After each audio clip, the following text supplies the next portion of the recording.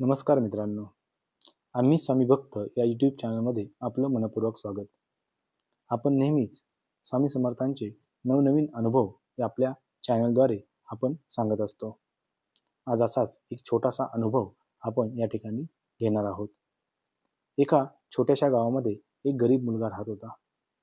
आई वडील नाहीत. दिवस मजुरी करून शिक्षण घेण्याचा त्याचा प्रयत्न होता.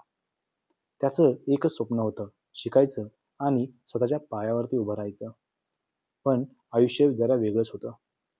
ज्या कॉलेजमध्ये त्याला प्रवेश घ्यायचा होता, त्या कॉलेजची फी भरण्याची आज शेवटची तारीख होती. मात्र पैसे हातामध्ये नव्हते. तो प्रत्येक दार ठोठावत होता. नातेवाईक, मित्र, ओळखीचे, पण सगळीकडनं एकच उत्तर, आता शक्य नाही. आमच्याकडेही अडचण आहे. सगळे रस्ते बंद झाले होते. त्या रात्री तो मुलगा गावाच्या बाहेर असलेल्या स्वामी समर्थांच्या मठामध्ये गेला. डोळ्यात अश्रू, मनात अनेक प्रश्न. तो फक्त स्वामींना एवढंच म्हणाला, स्वामी, मी काही मागत नाही. फक्त माझं स्वप्न मरू देऊ नका. त्या रात्री तो मठातच झोपून गेला. दुसऱ्या दिवशी सकाळी मठात एक अनोळखी गृहस्थ आले. स्वामींच्या पादुकांकडे पाहून ते थोडा वेळ शांत उभे राहिले आणि अचानक त्या मुलाकडे पाहून म्हणाले, बाळा, तुला शिक्षण घ्यायचे आहे ना? मुलगा गोंधळला. हो, पण पैसे नाहीत माझ्याकडे. ते गृहस्थ हसले आणि म्हणाले, स्वामींनी आज सकाळी मला इथे पाठवले आहे.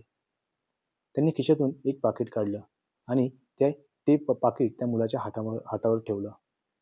त्यात पूर्ण कॉलेजची फी भरण्यापेक्षाही जास्त रक्कम होती. मुलाचे हात थरथरत होते. डोळ्यामध्ये अश्रू वाहत होते.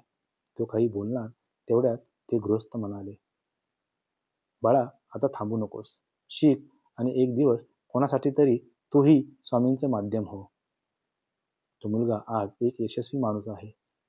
पण आजही तो एकच गोष्ट सांगतो, जेव्हा सगळे रस्ते बंद होतात तेव्हा स्वामी समर्थ स्वतः वाट उघडतात.